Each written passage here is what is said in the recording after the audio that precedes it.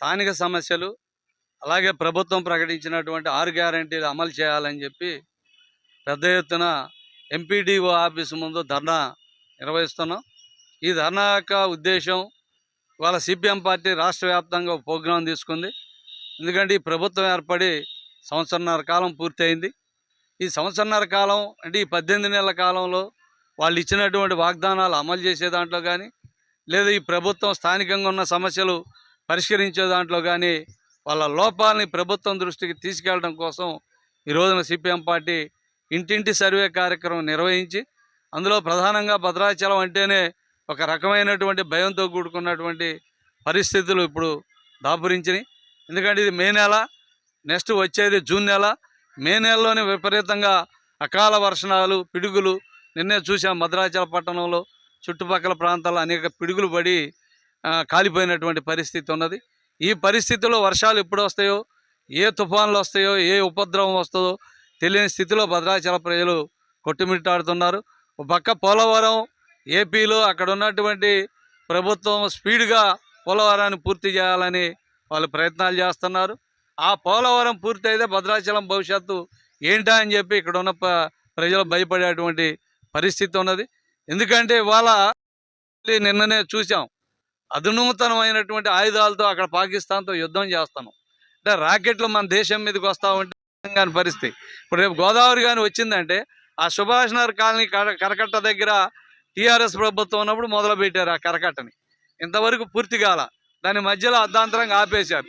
అదేమంటే ఆ కాంట్రాక్టర్ ఏం చెప్తున్నాడంటే మాకు బిల్లులు ఇవ్వకుండా నేను ఎట్ట పూర్తి చేయాలండి అని ఆయన ఇక్కడ ఉన్న కనీసం ఓటర్ల వాళ్ళకు కూడా డబ్బులు ఇవ్వకుండా పారిపోయినటువంటి పరిస్థితి ఉన్నది. అట్లాగే వాళ్ళ ఉన్న కట్టని బలోపేతం 2022లో వచ్చిన వరదల్లో చూసాం. 71.5 అడుగులు వస్తేనే వాళ్ళ భద్రాచలం కరకట్ట పొంగే పరిస్థితి వచ్చింది. కాబట్టి వాళ్ళ కరకట్టని బలోపేతం చేయాలా, ఎత్తులు ఆపాలి, ఆ స్లూయిస్ని పటిష్టం చేస్తేనే ఇలా భద్రాచలం నిలబడుద్ది. లేదంటే రాముల వారి పాదాలని గోదావరి తాగడం గ్యారంటీగా రేపు రాబోయే వరదల్లో జరుగుద్ది. ఎందుకంటే వాళ్ళు చెప్తా ఉన్నారు ప్రభుత్వమే 55 డిగ్రీలు ఎండలు రావచ్చు అని. భద్రాచలం పట్టణంలో నెల రోజులుగా అన్ని వార్డులు, అన్ని కాలనీల్లో ఇంటింటి సర్వేలు నిర్వహించడం జరిగింది. ఈ సర్వేల సందర్భంగా ప్రజలు అనేక సమస్యలు, వాళ్ళు ఎదుర్కొంటున్నటువంటి సమస్యలన్నీ కూడా సిపిఎం నాయకత్వం బృందం దృష్టికి తీసుకొచ్చారు. ప్రధానంగా రాష్ట్ర ప్రభుత్వం చెబుతున్నట్లుగా సంక్షేమ పథకాలన్నీ ప్రజలందరికీ అందుతున్నాయని చెప్పేసేటువంటి ఏదైతే ఆ మాట ఉందో ఆ మాట వాస్తవం కాదు. ఇవాళ కింది స్థాయిలోకి వెళ్ళి ప్రజల దగ్గరికి వెళ్ళి సర్వే చేస్తున్న సందర్భంలో రేషన్ కార్డులు రాని వాళ్ళకి ఇంతమటికి రేషన్ కార్డులు రాలేదు. పేర్లు యాడ్ చేయాలని చెప్పినటువంటి దరఖాస్తులు పెట్టుకున్నారు, పేర్లు యాడ్ కాలేదు. అలాగే ఇందిరమ్మ ఇళ్లకు సంబంధించి కూడా దరిదాపు 2500 మంది భద్రాచలం పట్టణంలో దరఖాస్తులు పెట్టుకుంటే కేవలం 300 మాత్రమే మేము ఫైనల్ చేశామని చెప్పి చెప్తా ఉన్నారు. ఇది సరైనది కాదు. చాలామందికి దరఖాస్తులు పెట్టిన వాళ్ళు ఎవరికి కూడా దరఖాస్తులు రానటువంటి పరిస్థితుంది. అలాగే వృద్ధాప్య వితంతు పింఛన్లు కానివ్వండి, ఒంటరి మహిళల పింఛన్లు కానివ్వండి, ఇవేమీ కూడా అందే పరిస్థితి లేదు. రెండోది ఫ్రీ కరెంట్, చెప్పినటువంటి ఫ్రీ కరెంటు కూడా ఇవాళ పూర్తి స్థాయిలో ప్రజలకు అందడం లేదు. అదేవిధంగా గ్యాస్ సబ్సిడీ సంబంధించి కూడా ఎవరైతే గ్యాస్ సబ్సిడీకి అర్హులుగా ఉన్నటువంటి వాళ్ళు ఉన్నారో వాళ్ళెవరికి కూడా ఇవాళ గ్యాస్ సబ్సిడీ పడేటువంటి పరిస్థితి కనిపించట్లేదు. అలాగే భద్రాచలం పట్టణంలో మారుమూల కాలనీలు మొత్తం కూడా ఇవాళ డ్రైనేజీ వ్యవస్థ మొత్తం కూడా చిన్నాభిన్నంగా ఉంది. కొత్త డ్రైన్లు నిర్మించే పరిస్థితి లేదు, సీసీ రోడ్లు వేయడం లేదు.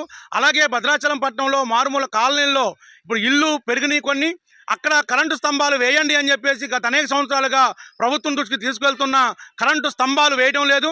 కరెంటు అధికారులను అడిగితేనేమో గ్రామ పంచాయతీ వాళ్ళు మాకు డీడీ కట్టాలని చెప్తా ఉన్నారు. గ్రామ పంచాయతీ వాళ్ళని అడిగితేనేమో ఫండ్స్ వాళ్ళు ఎక్కడ ఖర్చు పెడతా ఉన్నారు అనేది కూడా వాళ్ళు ఇంతమటికి కూడా ఒక క్లారిటీ లేనటువంటి పరిస్థితి కనబడతా ఉంది.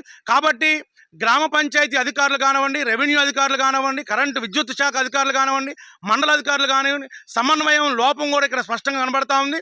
తక్షణమే ఈ సమస్యలు ఏవైతే ఉన్నాయో ప్రజలు ఎదుర్కొన్నటువంటి సమస్యలన్నింటినీ కూడా పరిష్కారం చేయండి అని చెప్పేసి వాళ్ళ సిపిఎం పార్టీ ఆధ్వర్యంలో మండల కార్యాలయం ముందు ధర్నా నిర్వహిస్తూ ఉన్నాం. ఇప్పటికైనా అధికారులు ప్రధానంగా ఈ సమస్యల మీద అధికారులు స్పందించాలా, క్షేత్రస్థాయిలో నిర్దిష్టంగా సర్వే చేయాలా. ఆ రకంగా సమస్యల పరిష్కారం కనుక చేయకపోతే రానున్న కాలంలో మా పోరాటాలు, ఉద్యమాలు ఇంకా తీవ్రతరం చేయడం జరుగుతుంది అని చెప్పేసి ఈ సందర్భంగా హెచ్చరిస్తా ఉన్నాం. మరిన్ని వీడియోస్ కోసం ఛానల్ ని సబ్స్క్రైబ్ చేయండి. లేటెస్ట్ అప్డేట్స్ కోసం వాట్సాప్ ఛానల్ ని ఫాలో అవ్వండి. ఆ లింక్ డిస్క్రిప్షన్ లో ఉంది.